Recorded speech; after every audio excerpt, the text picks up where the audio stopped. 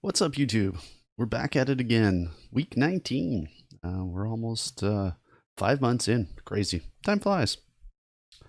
So let's get working through my training and simultaneously let's look at some of the scores. So I'm still rocking the same playlist I was running last week, although I do plan to change this up a bit just because I've been doing the same kind of tests over and over again.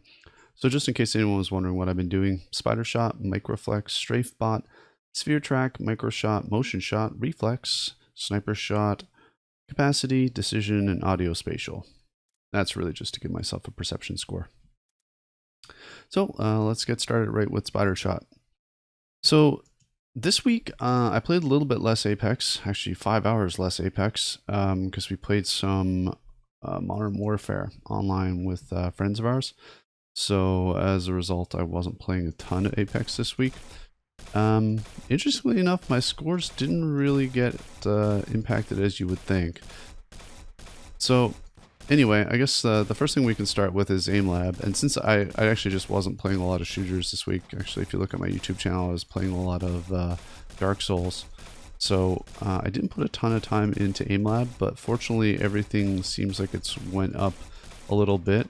I think I dropped in some places as well, but the overall drop was actually less than the increase. So still kind of onwards and upwards in aim lab, which is good. In Apex, I actually went up quite a bit, which is weird because it's like I played less, I practiced less, and my KD was up and my average damage was up. So I had a couple of pretty good games this week too. Makes it really difficult to prove exactly what contributes to the bottom line, because I thought for sure that hours played was going to be the biggest thing. And starting this week, I actually started graphing the hours played, and it's not what you would think. So just looking at the aimlab data straight up, flicking, we're now at 49.8. Tracking, we're up to 52. Speed, we're up to 53.8. Down in precision, I think I tried to rush my way through a few more tests than I normally did, and as a result, I was impacted. Perception went up to 73.3, and cognition went up to 52.3. So pretty much across the board, other than that slight dip back with perception, I've been up.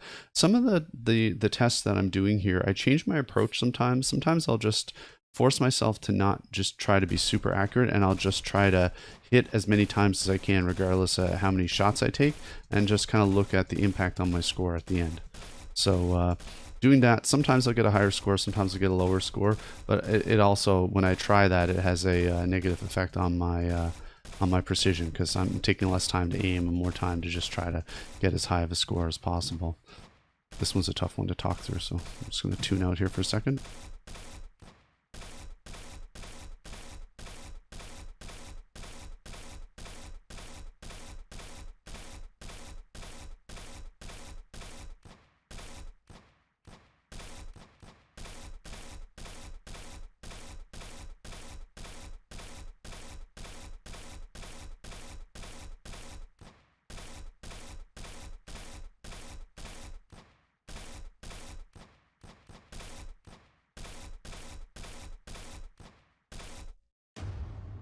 So if we move on from Apex and we go on over, or sort of move on from AimLab over to Apex, the numbers we see are a little bit surprising.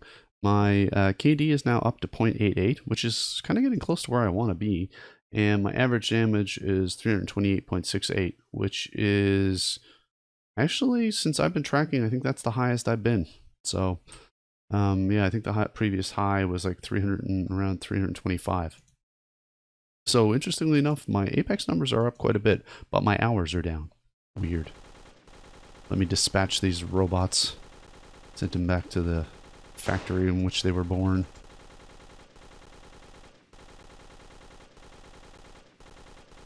I wish everyone strafed like these guys, but sadly, I find people's strafing is a little bit more random these days. Now, I have a theory as to why my Apex numbers are up, and sadly I can't contribute it necessarily to my good play. I've been playing with my friend Kellen a lot more lately, and he's brand new, like legitimately brand new to the game. He's not a Smurf. He just played a little bit in season 1 and then never played thereafter. And I think the way the algorithm works, it looks at like time in the game as one of the key attributes, because I always get matched up with really good players even though I kind of suck. And I think it's because I'm level 500 and I've just got a ton of time in the game.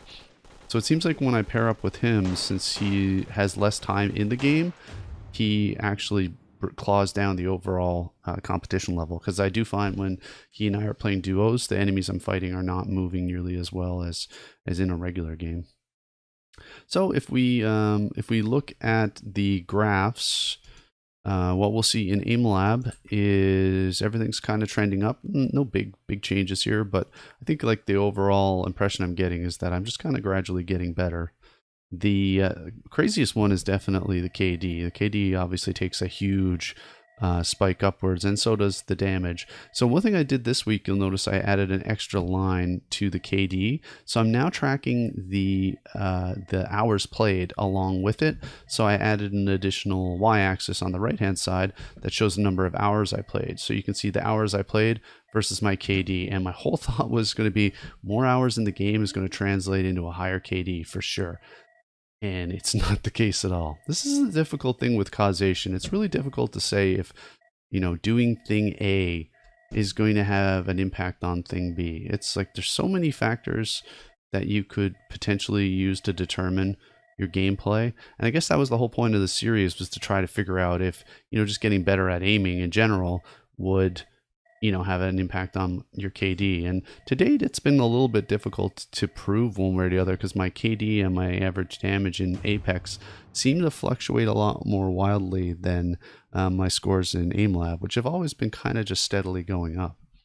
So the end result is my training is going okay. Apex is going rather well, but I'm not necessarily sure what I've done to actually make it go up. So I guess you could look at this as proof that getting better in AimLab shows a fundamental improvement, which, you know, has a corresponding effect on the games you play, but then the effect is really pronounced in this case. So I don't really think it's the case. So anyway, there's lots to draw from here. I'm quite happy to have a 0.88. I really still want to get a 1, so I'd be like really ecstatic if I could get up to 1, and at least I'm in striking distance now. So it'll be interesting to see how this next week of games goes. But anyway, that's pretty much all I have to say. For those out there who want to learn how to get better at Apex, I do think, like I said in previous videos, AimLab is a good use of your time. I definitely do feel it helps, especially if you don't have like a great shooter pedigree. And yeah, I think it's time well spent. And as this course goes on and I collect more data, it'll be interesting to see how much the time in game plays. What I'm hoping to see is that like potentially increased time in game might increase your score, but potentially there might be a breaking point where you put in too much time, and maybe it's because you're going on tilt, or you're just not playing as well, you're playing late in the night. I don't know, it's hard to say, but it'd be interesting to see if the hours spike, what the actual results are going to be for the outcomes in Apex. So anyway, for those who stuck around, thanks for watching. Did you like that video? Wait, you did? Oh, here are some other videos on the left, and a subscribe button. Just look at it. Don't you want to click it?